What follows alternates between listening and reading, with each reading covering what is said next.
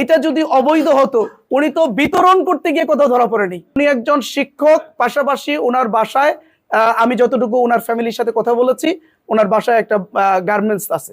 আমাদের 3টা আসন, এখানে 3টা আসন পরিচালনার জন্য 3জন পরিচালক উনি বানিয়ে দিয়েছেন।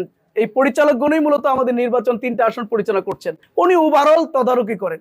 ওনার একটা ব্যক্তিগত কাজে উনি ঢাকা যেতেই পারেন, ওনার ব্যবসায়িক কাজে উনি ঢাকা যাবেন, উনি টাকা আনবেন নিবেন, এটা তো একবার খুবই স্বাভাবিক প্রক্রিয়া।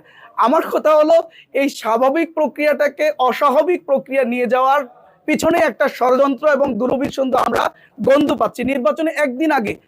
সবার জন্যই ভালো চপস্টিক ইনস্ট্যান্ট নুডলস। অথচ দেখেন 22 কোটি টাকা বিএনপির একজন এই ঠাকুরগাঁওর বড় নেতার বিরুদ্ধে অভিযোগ আসলো। 22 কোটি টাকা তিনি মওকুফ করে নিয়েছেন, এটা নিয়ে কোনো মাথা ব্যথা নেই।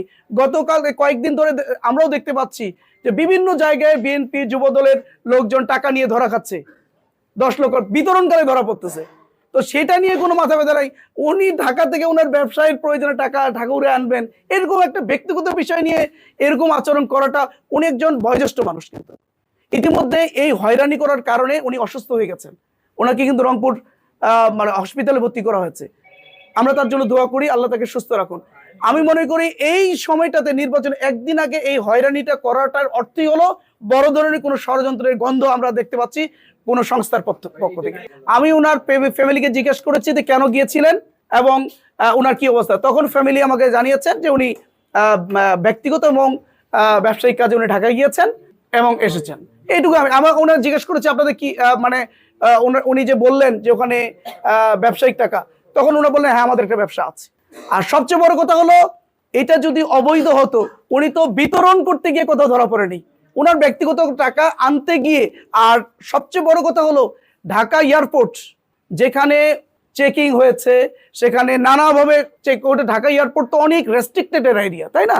ওখানে তো একজন মানুষকে নর্মালি ছেড়ে দেওয়ার কথা না। নিঃসন্দেহে ওখানে চেকিং হয়েছে। আমি যতটুকু জানতে পেরেছি এখানে যে ওখানকার দায়িত্বরত যারা আইন শৃঙ্খলা বাহিনী তারা এটাকে লিগালিটি দিয়ে ওনাকে ওখান থেকে মানে ছেড়ে দিয়েছেন। ওখান থেকে উনি ঠিকই যথারীতি সৈয়দপুরে আসছেন।